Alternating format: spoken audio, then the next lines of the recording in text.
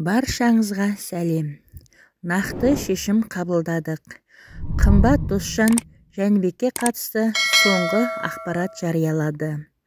Баланың тегі жақсы, тіпті мықты тектен. Шетелдіктер асырап алған Жәнібек биологиялық анасын іздеп елге келген еді.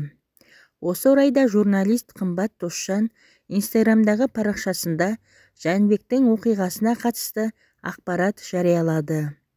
Достар, Жәнібек балам жайлы соңғы ақпарат.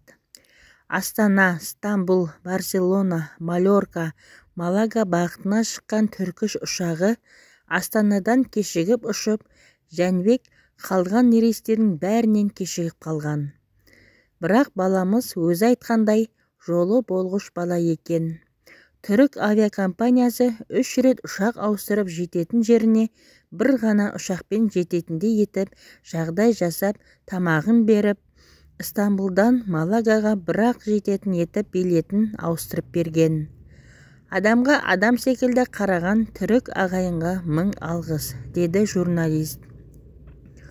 Оның айтуынша, енді бағдарлама қызметкерлері Жәнібектің әкесін іздемек.